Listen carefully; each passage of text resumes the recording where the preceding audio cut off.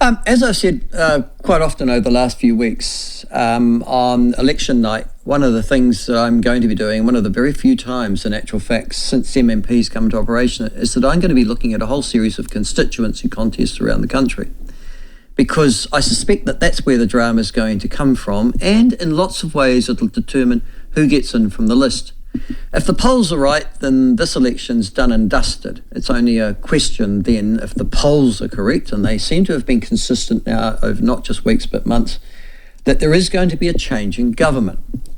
But that then determines, is going to have, and the composition of the next parliament is obviously going to be something that we'll talk about over the next 3 years and how it reacts to the various issues. And we all know the crises that are out there, a multitude of crises over a multitude of fields. But the people who make up the next parliament and is going to be determined by a whole series of constituency contests that are absolutely fascinating. And one of the ones that I'll be keeping a very close weather vane on, because this is one of those that might just resist the tide, is Ohario, and we have Greg O'Connor, the current Labour MP for that particular seat, joining us now. Good morning to you, Greg. Good morning, Michael. How are you? I am well. Twice in a couple of months after all those years of never talking. Oh, that's not true. We were together for the referendum result. Remember the referendum result in Parliament? Which one? The one on the voluntary euthanasia. The cannabis one. Yeah. Oh, and the cannabis and the euthanasia one. Remember, we were in right. We were in Parliament, and you and Chris Bishop were together, and you were both arguing with me, and you were saying, absolute tragedy that the referendum on cannabis was lost. You were both very supportive of it.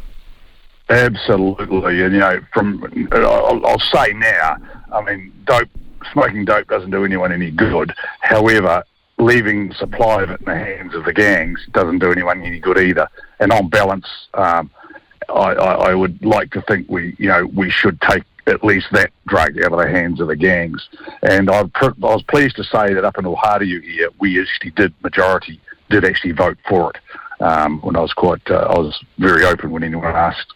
Just putting that aside, because you and Chris Bishop, I remember having an argument with both of you. Well, a debate. It wasn't an argument. It was on that issue on that day, but in the Parliament Grand Hall. But I was just thinking, you, Chris Bishop, Nicola Willis, on those sorts of social issues, there's quite a bit of commonality, isn't there? Yeah, well, look, this has come up in a lot of our debates. I'm an issue-by-issue person. It's interesting on these Meet the Candidates. 1 minute you're getting a hard time for your vote one way for being too left. Next thing you're getting a hard time for being too right on the other.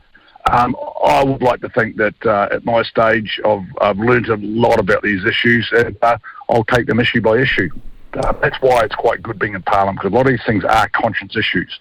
And you can, and that's probably the best part of being in Parliament, is those conscience issues that we vote on, where we ring the bells and we go out the left and go out the right. And I tell my colleagues on both sides, look, you should really be there, because they are the best times in Parliament. Not whipped, where you can actually speak about your views. It's actually the best part of Parliament. So they were both on that. I'm glad you've raised that issue, because back in 1996, when this country had its first MMP election, we voted for electoral reform because we didn't like the way politics was being done in this country. And it was that we didn't like the parties taking a party and partisan point of view of just about everything. And even if a good idea came from another party, it was immediately garroted by the other one, because guess what? You weren't my tribe. There's really been no improvement in that over the last 30 years, has there, Greg? Well, I mean, Winston Churchill said it, didn't he? Democracy is the worst form of government, except for all the others we've ever tried. Because you've got to remember, we have great debates, but we have them behind the scenes. And by the time you come out with your party policy, to make it work, you really, if you break ranks at that stage, all you're doing is becoming media fodder. And that's, you guys love it when some guy leaps out and says, I don't agree with this. But, the time to have those arguments is in your caucus. And I'll tell you what, the other thing I enjoy is we have some great caucus debate on these issues before you arrive at them. And that's the time not to go scuttling off to the media because you don't, agree with what your fellow party members came up with. That's the time to have your say. It's just that I think National Labour have betrayed New Zealand over 30, 40 years, I have to say, Greg. I think the very fact that you whip so strongly, both parties now, it used to be the saving grace of National, no longer, but the fact you whip so strongly means that people like you don't have the ability to represent, in many cases, your constituency. You've lost the vote in the caucus room in secret, so you come out and promote a view that you don't believe. That's dishonest, isn't it? No, that's not. No, you've missed the whole point there, Michael. You do get to represent your constituency. You just don't, provide media fodder. Because look, let's face it, you're in the media, Michael. You guys love it when there's any hint of a maverick MP, and you'll destroy them. They'll only last for a few months, but boy, you'll get your money's worth out of them while you're waiting. No, I would put myself forward as probably one of the strongest advocates in New Zealand. I mean, I've got my track record as the Police Association president, and where I advocate for my people on stuff where it is going to be a government decision is in that caucus and around your fellow members. Do your hard yards. Don't take the cheap Batman's track by just getting straight off to the media when you don't get your own way. It's hard work by getting around and convincing all your fellow MPs this is a good idea. And that's what good, hard-working MPs do. They don't go scuttling straight off to the media and get 5 minutes of fame. They actually do the hard way. Okay, I understand what you're saying to an extent, but the trouble is you've got list MPs on both sides of the House who aren't grounded in a constituency like you are, Greg. So you're constantly picking up, as you go around, you're having your clinics and meeting people, you're constantly being grounded by that. Does the same grounding happen to list MPs in our Parliament? Yeah, well, that's a different look. As you know, I'm a electorate MP only. In fact, it's quite interesting. I've been door knocking, people saying, "Aren't you standing because your name's not on the list for Labor?" I says, "No, I'm electorate only," and I'm and everyone's different. It comes differently for different people.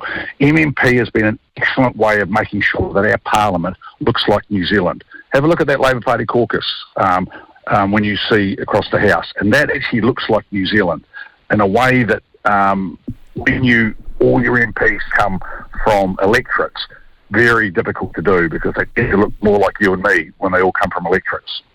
Well, they won't after this election. I'm only just saying that there's a pretty good. Well, they will if they. Well, actually, have a look. That's not actually true. Have a look at your electorate MPs, and they tend to generally look more like you and I.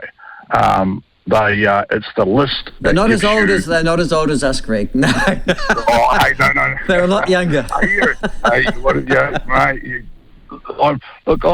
I'm just hitting my prime. Seriously, this age. Winston Peters would be arguing that too.